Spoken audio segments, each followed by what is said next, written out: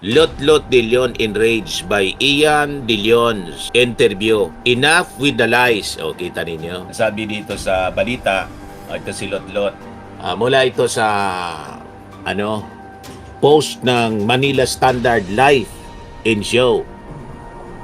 If I may just go straight to the point, I'd like to say excuse me to my elderly family. I know this is not the proper venue and all, but Ito yung una pala, yung paliwanag ni Ian before na nag-react si Lot De Leon, mga kababayan. Ito yung programa, established also the other entity, the Nora Honor Foundation, so that 15% of the proceeds from the enterprise niya will go to the foundation. Nagbabagang mga balita at pagtalakay sa mga isyu ng lipunan. Bulsa! Opinyon, banat at paglalantad sa katotohanan. Bulsa! What you see is what you get. You decide. Sa sabi, mga kababayan, mga tugan, ay bigay ko sa inyo yung balita muna. Lot De Leon enraged by Ian De Leon's interview. Enough with the lies. O, kita ninyo. Sabi dito sa balita, ito si Lot De Leon. Nagsalita na siya, hindi na siya nakatiis. Although, may pelikula sila na 40 days, kaya minsan parang may motibo. Baka purposely, nagsalita siya para, sa showbiz ganon. You have to create controversy. Para Para pag-usapan. Pag pinag-usapan, diretso promote ng pelikula.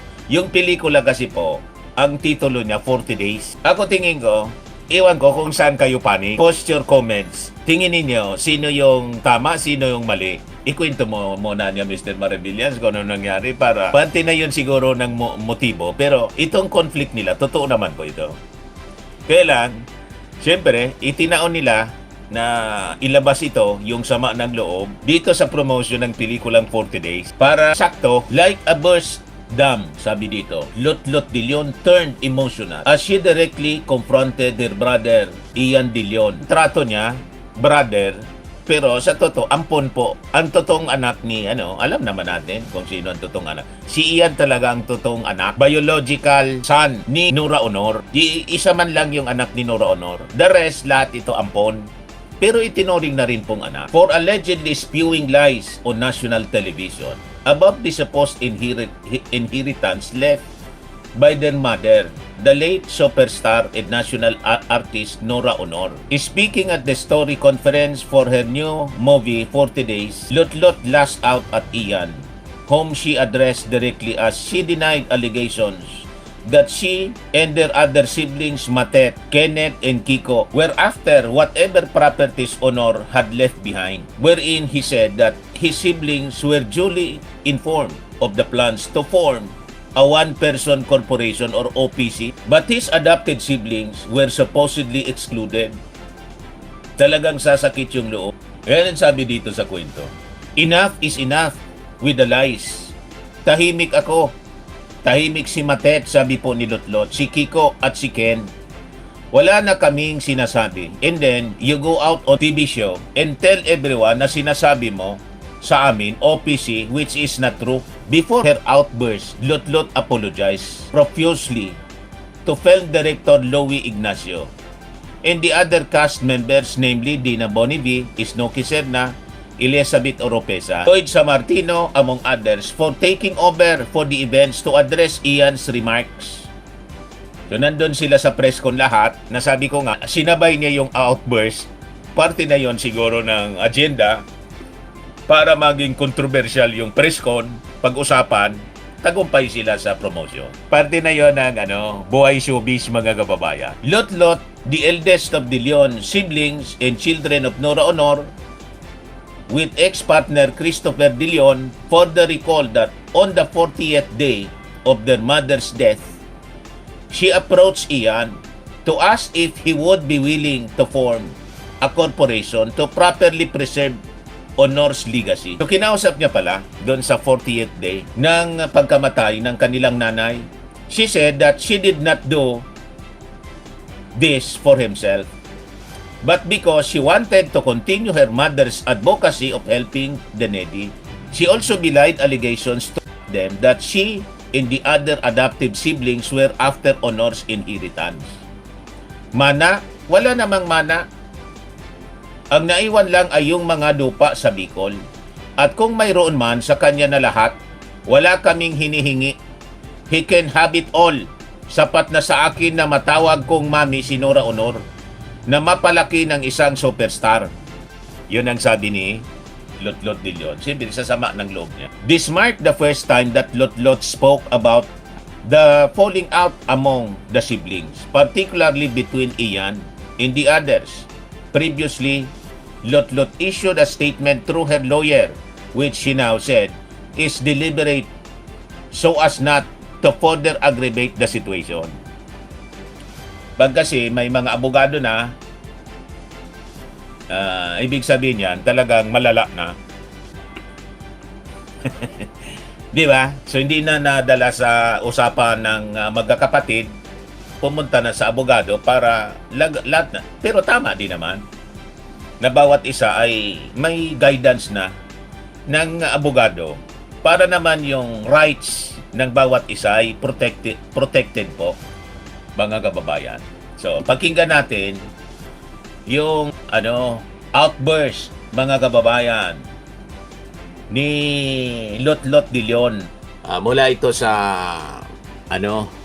post ng Manila Standard Live and Show.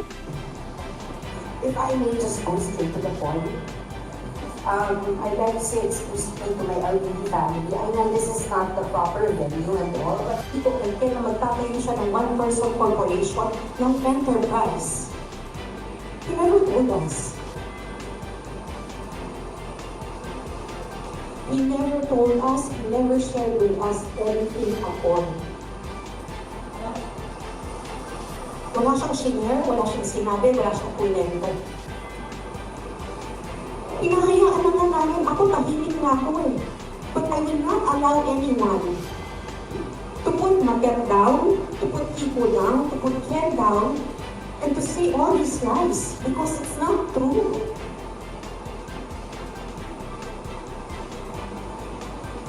Ikakayaman ko ba ang pagsisinungaling? Ikakayaman ko ba ang pag-iisa ng kapwa? Ang gaba ng Panginoon. Diyos ko, matakot tayo sa totoo lang. Pero hindi na ako papayag. Enough! Enough with the lies. Enough with all of that. Tahimik ako, tahimik na si Mate, tahimik si Kiko, tahimik si Ken. Wala na kaming sinasabi. And then you go out on a TV show and then you tell everyone na sinabi mo sa amin, which is not true. Pinadaan ko na nga sa abogado ko. Para na hindi na ako magsalita noon pa man.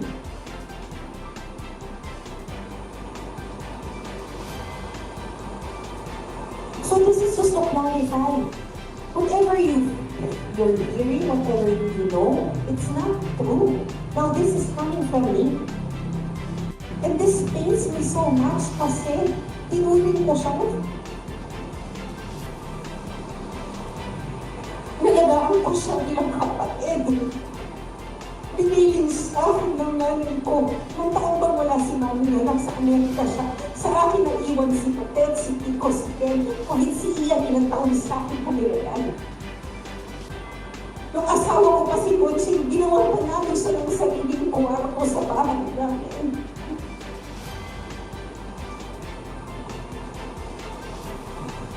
Why? I don't understand. Why?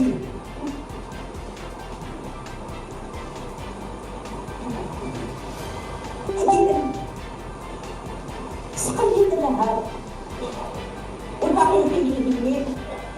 Wala kaming hinihingi. Wala akong inaagaw. Wala inaagaw si Matet. He can have it all. Kasi para sa akin, sapat na natatawag kong Mami si Nora Honor.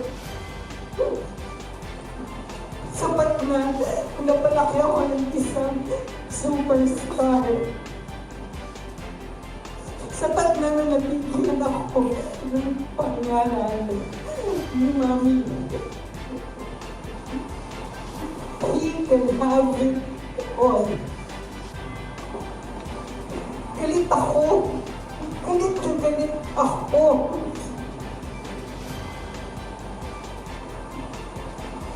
Ang buhay ko, sinakripisyo ko para sa mga kapatid ko. Tapos sisirain mo lang.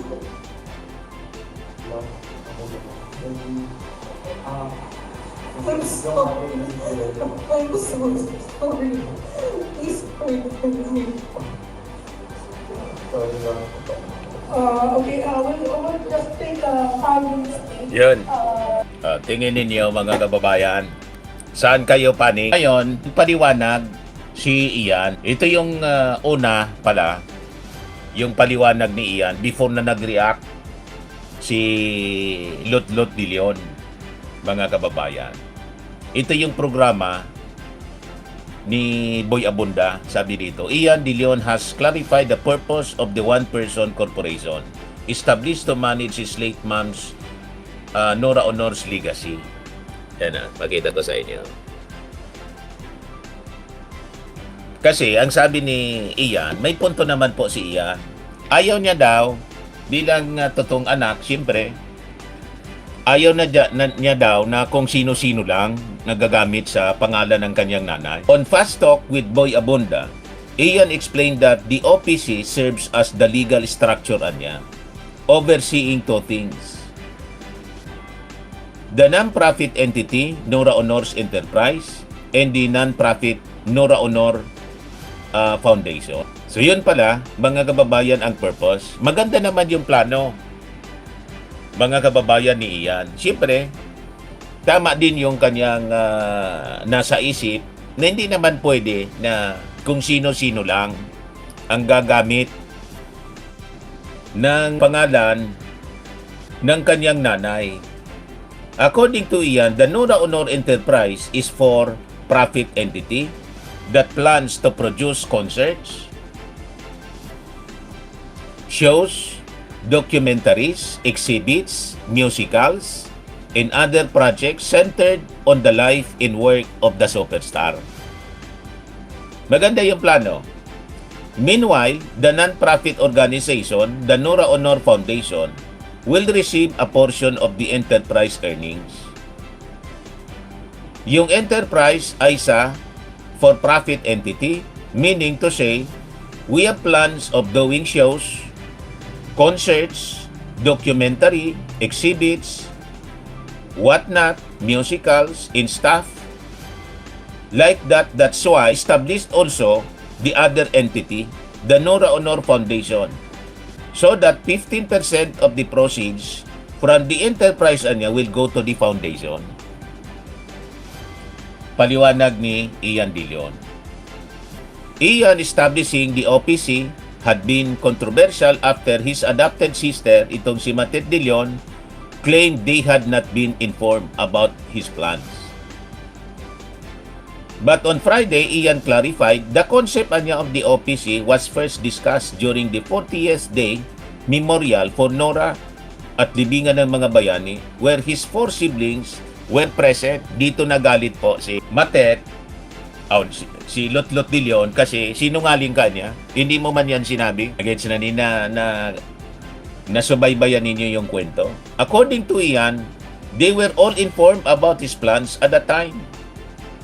I wanted them involved, sabi ni Ian. This was still a concept during the time, and I want them to be involved with the plans that I have to continue Mom's legacy. And I think yung time na yon, they were not ready. It was still a concept, but I told them I would pursue this. I'm willing for everyone to be on board. I told them. In fact, there was a meeting that was held sa Zoom where Matet was also there twice. She was aware, sabi po ni Ian.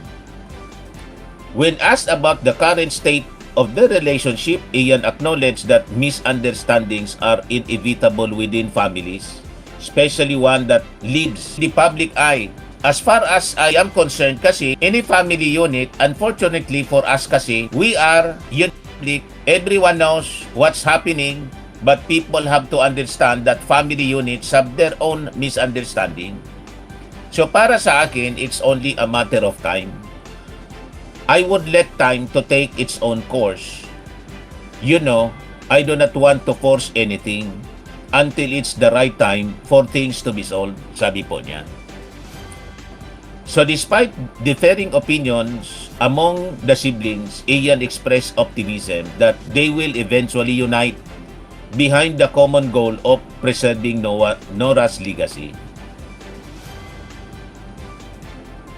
I would do whatever it is, sabi po niya, to uphold Mom's legacy and to fulfill what her dream was while she was still around. Sabi po ni Ian sa interview ni Boy Abunda. This is not anya for me, it is for Mom. People have to understand. It's for her legacy. The continuation of her legacy because that's what we want eh.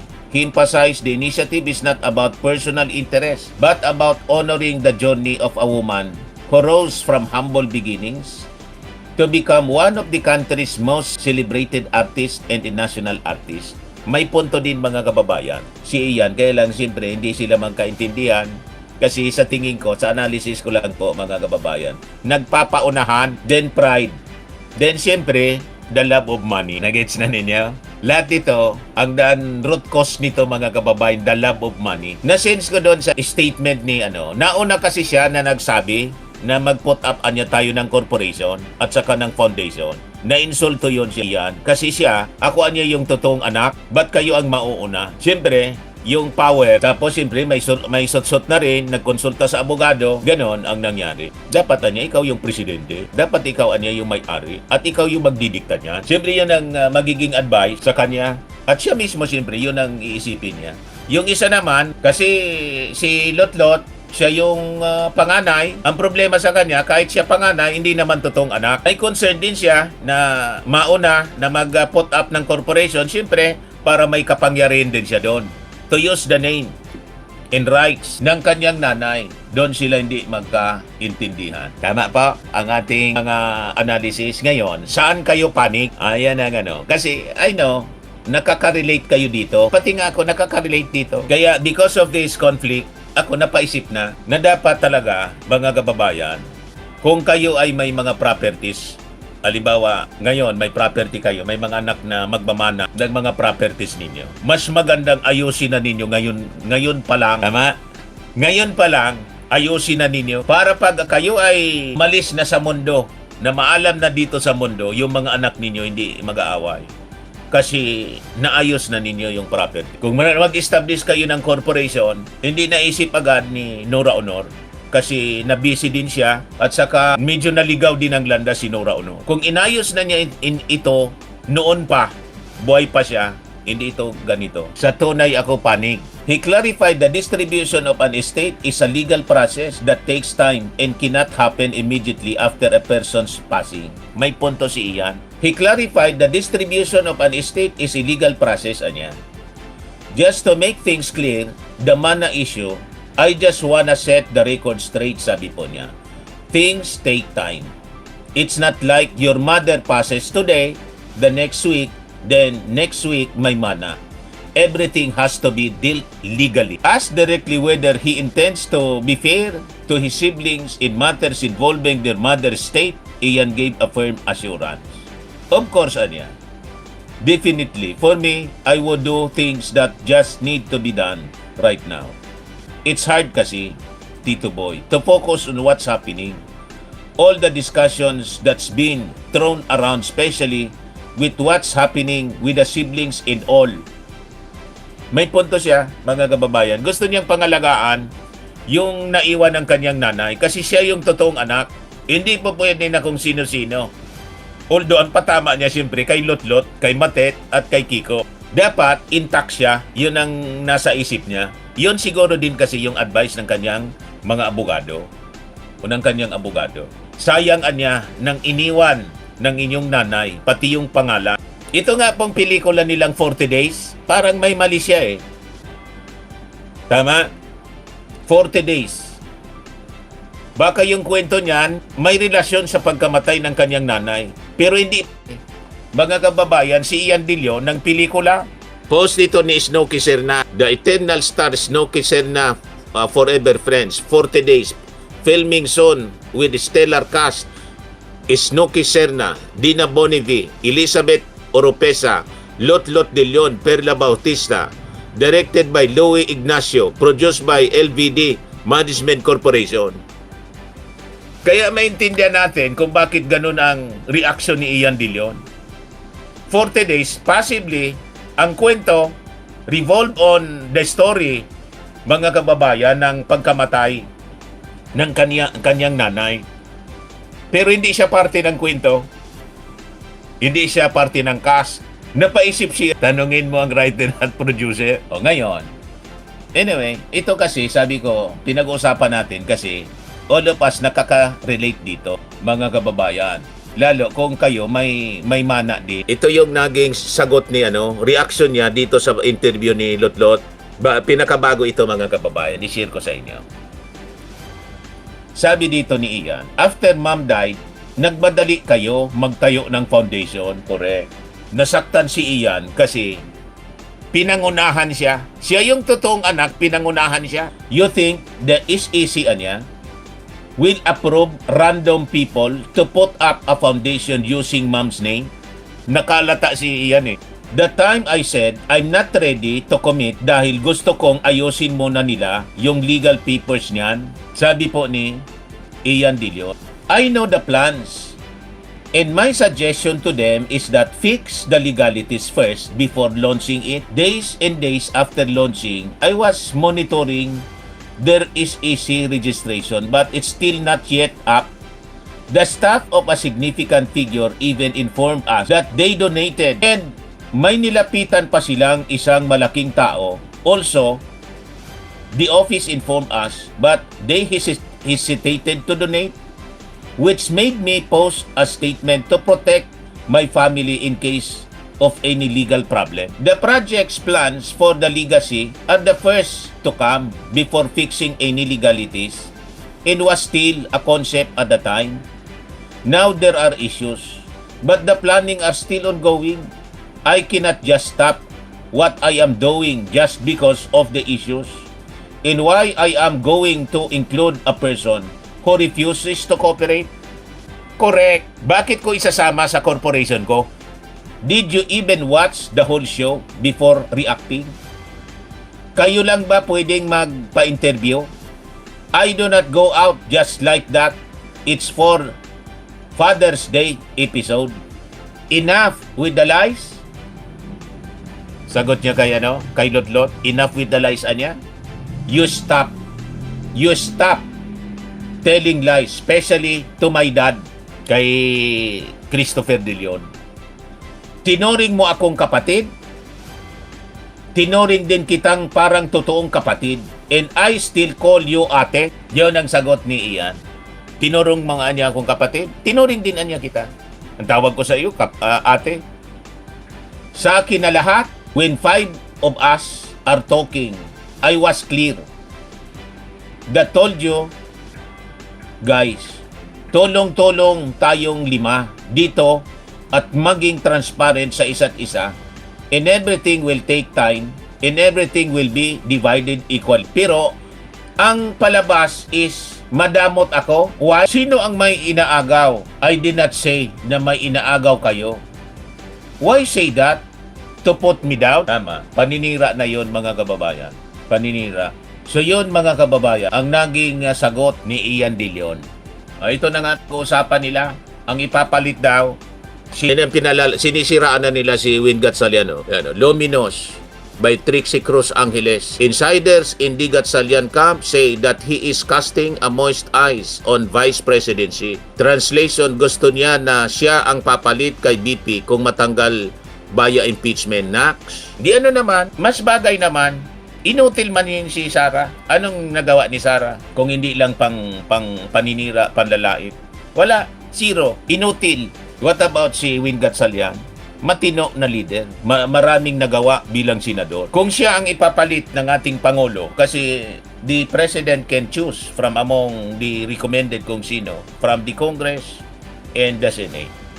Base sa batas. Pag natanggal si Sara Duterte in 3 months' time. So Win Gatchalian could be a good choice for Vice President. Kasi matinong leader. Si Sara, binigyan ng pagkakataon na maging Vice Presidente.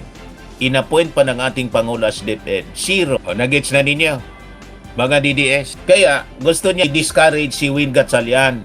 Kaya pina-float na nila. Gustong siraan si Win Gatchalian na kaya desidido na impeach si Sara kasi siya yung papalit. Gano'n naman kung siya ang papalit. Pero I think hindi man nag-ambisyon na gano'n si Win. Sa isip lang ninyo, kasi alam ninyo, ma-impeach na si Sara, mako-convict si Sara. Kaya ayaw tumigil, hindi mapakali si Alan Peter Cayetano. Nagwawala na si Alan Peter. Siniraan na niya yung kanyang mga kasama lahat. Cayetano Slam, Senate Politics calls Tolfo Tuta in Lacson Aso in fiery remarks. Hindi siya nag-attend ng sesyon. Patuloy siya sa live selling niya para siraan yung kanyang mga kasama. Yan tanong natin, bakit niya sinasabi palagi sa ang ganitong mga akusasyon? Sa live selling niya. Bakit hindi niya sabihin doon mismo sa Senate floor para naman may pagkakataon yung kanyang mga kasama to rebut sa mga akusasyon niya? Ito siya, siya yung totoong aso, tuta ng mga Duterte. Ina-accuse niya yung Senate majority bilang Malacanang Senate. Okay, sige, Malacanang Senate kung yan ang paniwala mo. Kayo, ano kayo? Duterte senators kayo. Proud kayo na Duterte senators kayo. You are associated sa mga taong tulad ni Digo na may kaso, crimes against humanity. Sa isang vice presidente na na-impeach dahil sa korupsyon, proud kayo. Di ba? So pag na-associate sa Duterte, proud kayo. Pag na-associate sa Malacanang, masama. Anong ginawa sa inyong masama ng Malacanang? Anong ginawa sa mga mamamayang Filipino ng Palasyo Malacanang ng ating Pangulo? Na puro lang serbisyo ang ginagawa sa ating mga mamamayang Filipino. Kababalik pa nga lang ng ating Pangulo mula sa Russia. Na napakatas ng respeto ni Putin sa ating Pangulo. At sa kanyang pagbalik, kasama niya yung 24 Filipinos na nakulong. Napakabilis ng naging desisyon ni Putin. Release na 24 Filipinos. Si Digong, ano napawi ni Digong? Sarili nga niya, hindi makauwi. Yung isang nakulong na may sentensyang bitay, si Mary Jane Veloso, sino nakapauwi nun? Kundi yung ating Pangulong Bongbong. Si Digong, bitayin na niya ninyo yan. Tapos sabi ninyo, may pagmamahal sa ating bayan. Ang may totoong pagmamahal sa ating bayan at sa mga mamayang Pilipino, ang ating Pangulong Bongbong. Tinulungan niya si Mary Jane makabalik dito. Although nakakulong pa ngayon, as a respect to the laws ng Pero at least wala nang bitay. Nandito na lang sa Pilipinas. So laking kaginawa ng pamilya. And this time, 24 Filipinos kasama ng ating Pangulong nakabalik dito. Sa because of our President's intervention. Kinausap niya si Putin. Senator Alan Peter Cayetano alleged systematic attack within the Senate, claiming that certain lawmakers are coordinating political moves against their bloc and selectively targeting colleagues through shifting alliances and narratives. Tinawag niyang aso. In a live stream fellowship lunch on June 19, Cayetano said the current political tensions inside the chamber reflect what he described as coordinated effort to isolate and discredit their group. Hindi kailangang i-discredit yung grupo mo kasi puro nga may kaso. Kung hindi kayo mga loko-lokon, tawag sa inyo. O ngayon, ito ang sabi mga kababayan ni Ping Lacson. Reaksyon niya dito sa pagdadaldal ni Cayetano. Naawa talaga ako sa kanya. Sana hindi mag-complete meltdown. Affected masyado siya, Natanggal kasi yung kapit niya. Kahit kapito ko, minaso ni Joel Villanueva yung kamay. Nakabitaw pa rin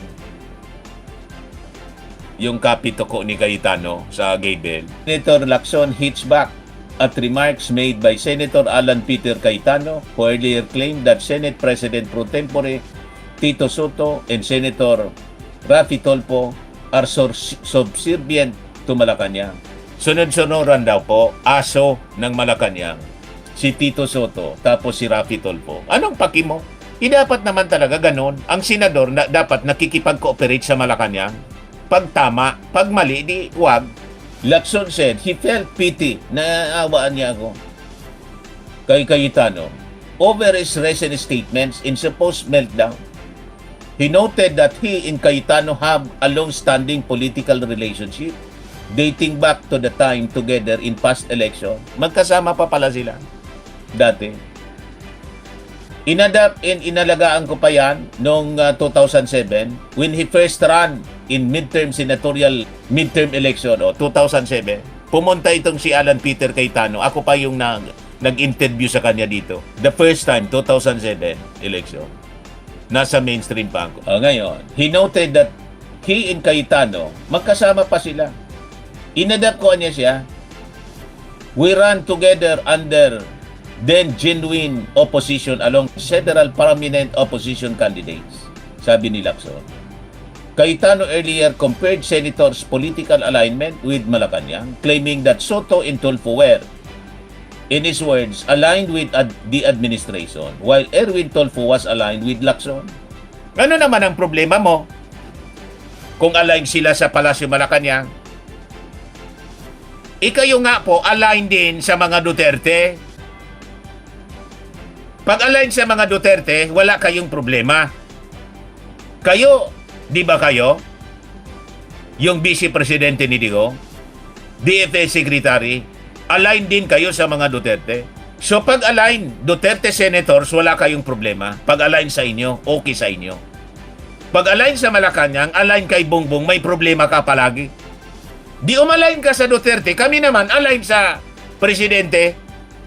Paki mo, tama? Minabasama mo pag align sa Marcos. Yung Marcos nagtatrabaho, yung Duterte hindi man nagtatrabaho, namimiriwisyo pa. Tama po? Iyan ang problema sa inyo mga DDE. Minamasama ninyo pag align sa kalaban ninyo. Bakit masama? Gusto ninyo kayo na lang ang mabuti? Mabuti pag sa inyo? Nung ako sinusupport ko si Digong, hindi ako bayaran. Nang umalis ako, sinupport ko si Bongbong Marcos, bayad na ako. Maraming salamat po. Ako po si Dante Maravillas. Bye-bye po. God bless. Swimming and lifting cream, pinapahid po sa mga pulses in affected area. Mainam po sa paninigas ng mga kaso-kasuan. Ito naman po, Automax Radiant Serum. Sa mukha naman yung application, anti-aging po siya. You will look 10 years younger than your age. Sa mga cancer patients naman po, baka lang gusto ninyo itong itry. Neng siya red mixed fruit drink. Hindi mo po siya gamot, food supplement siya. Kaya lang, gawa siya mga kababayan sa goji berry. Yung goji berry, may anti-cancer properties. O ngayon, yung mga inquiries ninyo, dumiritso na lang kayo sa aming messenger sa Facebook para masagot namin agad. Ayos pa? Ayos na ayos niya, Mr. Maravilla. Sa mga nagana po ng malinis and spacious fitness gym, pumunta lang po kayo sa aming Colossal Fitness Gym. May Grab car rental din po kami. But anyway, ito po pala yung aming bagong product na binibenta online. I am worldwide amazing pure organic barley powdered drink mix from Australia. Negosyo to ng aking anak na architect entrepreneur Riz Maravillas. Ayan po.